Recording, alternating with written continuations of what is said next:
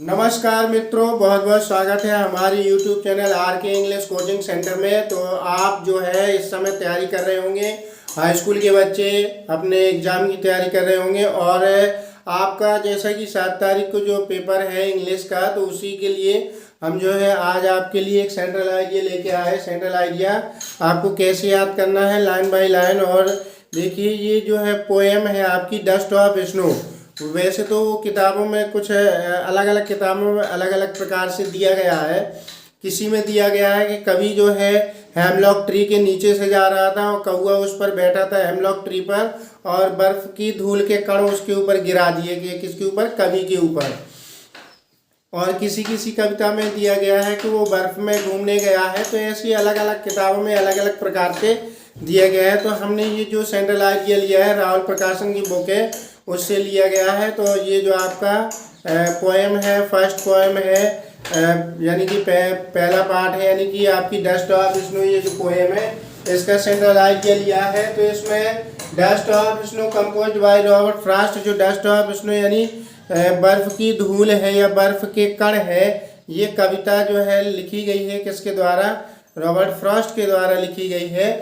तो इसमें दिया गया dust of snow composed by Robert Frost is a short poem. यह एक छोटी कविता है जो रॉबर्ट फ्रॉस्ट के द्वारा लिखी गई है।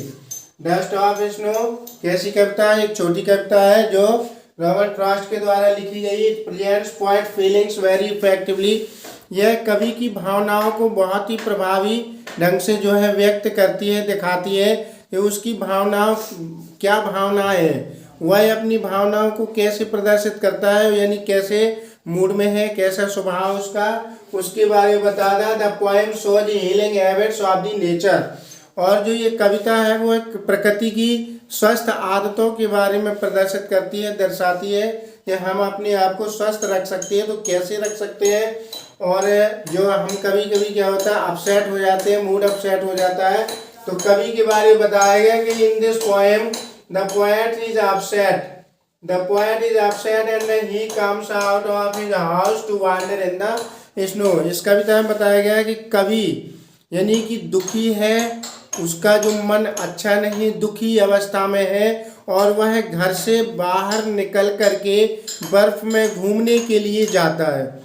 बर्फ में जब घूमने के लिए जाता है तो कहते हैं घर में कोई आदमी होता है तो दुखी अवस्था में रहता है, जब वो कहीं बाहर चला जाता है तो उसका मूड एकदम फ्रेश हो जाता है। तो इसी प्रकार से इस कविता में अभी जब कवि रॉबर्ट फ्रॉस्ट है वो बाहर घूमने जाता है, बर्फ में घूमने जाता है, तो वह वहाँ पे एंजॉय करता है और अपने आप को प्रसन्न रखता है, प्रसन्न हो जाता है। But that makes him happy. जब वह बाहर जाता है बर्फ में तो अपने आप को खुशी महसूस या प्रसन्न महसूस करता है। The poet tells us that one should hope for the best even in the worst so in real life. तो इसी प्रकार से कवि बताता है कि हमें अपनी आशाओं के अनुरूप ही कोई भी कार्य करना चाहिए जिससे हम प्रसन्न रह सकते हैं। और जो हमारे वास्तविक जीवन है उसमें भी हम किस प्रकार से आनंदित रह सकते हैं और खराब से खराब समय में प्रसन्न रह सकते हैं। और we can make enjoy in our worst time. और हम अपने खराब से खराब समय में अपने आप को जो है आनंदित महसूस कर सकते हैं। तो ये कविता है जो रॉबर्ट फ्रॉस्ट की है, जो डस्ट ऑफ स्नो। अच्छा, अब इसको दूसरे प्रकार से यूँ बताया गया है, जो कवि ने एक्सप्लेन किया है, बताया है, समझाया है कि एक कवि होता है, यानी रॉबर्ट फ्रॉस्ट जो कवि है वह रास्ते से जा रहा था और हेमलॉक ट्री के नीचे से, जो हेमलॉक ट्री होता है उसके नीचे से गुजरता है, तो कौवा उसके ऊपर बैठा था। किसके ऊपर? पेड़ के ऊपर बैठा था, हेमलॉक ट्री पर बैठा था, और उसने उसको हिला दिया, उसकी शाखाओं को हिलाया, तो जो बर्फ के कण है कवि के ऊपर गिरे।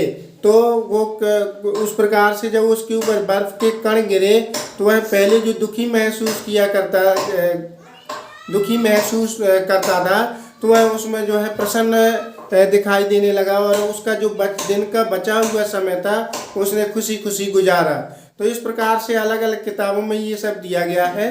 तो आपको one by one line by line याद करना है कि किस प्रकार से आप सेंट्रल आइडिया लिख के और अच्छा प्रदर्शन कर सकते हैं, अच्छे नंबर प्राप्त कर सकते हैं।